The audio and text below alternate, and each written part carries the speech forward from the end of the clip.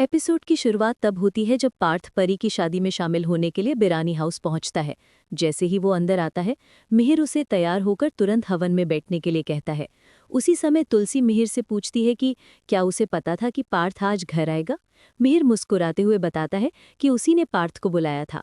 ये सुनकर तुलसी मिहिर की तारीफ करती है और कहती है कि लोग भले ही उसे परिवार को जोड़े रखने का श्रेय देते हैं, लेकिन असल में ये काम मिहिर ने किया है।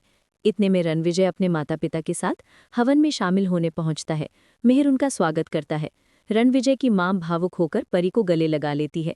रणविजय के माता पिता मिहिर से कहते हैं कि हवन करवाना अच्छा हुआ, शुभ काम में रुकावटें नहीं आएंगी। मिहिर उन्हें बताता है कि उसने ये हवन इसलिए रखा है ताकि परी और रणविजय की शादी बिना किसी अड़चन के पूरी हो सके। इधर शहर के एक कोने में अंगद को एक आदमी छोटा सा काम देता है। अंगद सोचता है कि खाली बैठने से अच्छा है कुछ कर लिया जाए, और वो मान जाता है। फिर वो सड़कों पर घूम घूम कर लोगों को पोस्टर बांटना शुरू कर देता है। तभी वृंदा का फोन आता है। वो पूछती है कि वो कहाँ है। अंगद बताता है कि वो लोखंडवाला मार्केट में काम कर रहा है। दो लड़कियां उसकी हालत देखकर हैरान रह जाती हैं और आपस में बातें करने लगती हैं कि अंगद ने चौल में रहने वाली लड़की से शादी की और इसी वजह से उसके पिता ने उसे घर से निकाल दिया। उनमें से एक लड़की ताना मारते हुए कहती है कि उसे अपनी शादी पर अब पछतावा हो रहा होगा। अंगद दृढ़ता से कहता है कि उसे वृंदा से शादी करने पर बिल्कुल अफसोस नहीं है, बल्कि वो उससे बेहद प्यार करता है। पछतावा सिर्फ इस बात का है कि उसने अपने पिता का दिल दुखाया। वृंदा उसकी बातें पीछे खड़ी सुन लेती है। उसकी आंखें भर आती हैं और वो दौड़कर अंगद से लिपट जाती है। वो कहती है कि वो खुद को बहुत भाग्यशाली मानती है कि अंगद उसकी जिंदगी में आया। उधर बिरानी हाउस में पंडित मिहिर को बताते हैं कि सब लोग आ चुके हैं और पूजा का समय हो गया है। मिहिर हवन शुरू करने का आग्रह करता है। तभी नॉयना और रमन अंदर प्रवेश करते हैं। उन्हें देखकर मिहिर चौंक जाता है।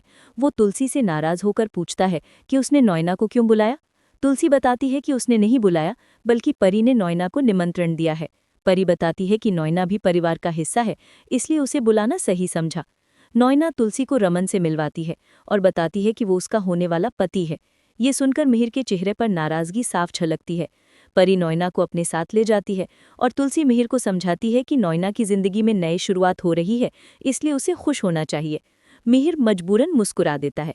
हवन शुरू होता है। मिताली की नज़र बार बार पार्थ पर पड़ती है और वो सोचती है कि ये स्मार्ट लड़का कौन है। उसे पार्थ अच्छा लगने लगता है। रमन मीनवाइल नॉयना को जबरदस्ती लड्डू खिलाने की कोशिश करता है और उसके फिगर की तारीफ करते हुए अनुचित बातें करता है। ये सब देखकर मिहिर का गुस्सा उबल रहा होता है।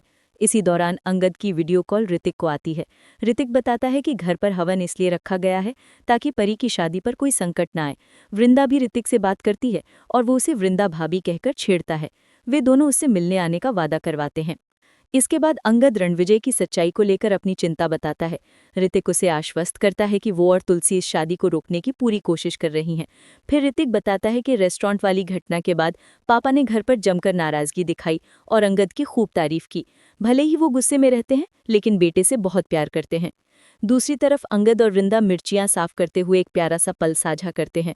अंगद की आंख में मिर्च लग जाती है और वृंदा उसकी मदद करती है। दोनों के बीच रोमांस शुरू हो जाता है, जिसे देखकर पड़ोस की औरतें चुटकी लेती हैं। उधर मिहिर नॉयना को ऊपर के कमरे में ले जाकर रमन की असलियत समझाने की कोशिश करता है।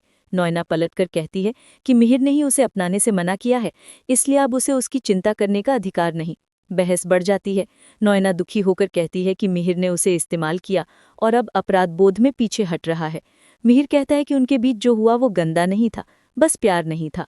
नॉयना गुस्से में पूछती है क्या वो तुलसी से प्यार करता है, और यहीं एपिसोड समाप्त हो जाता है। Thanks for watching.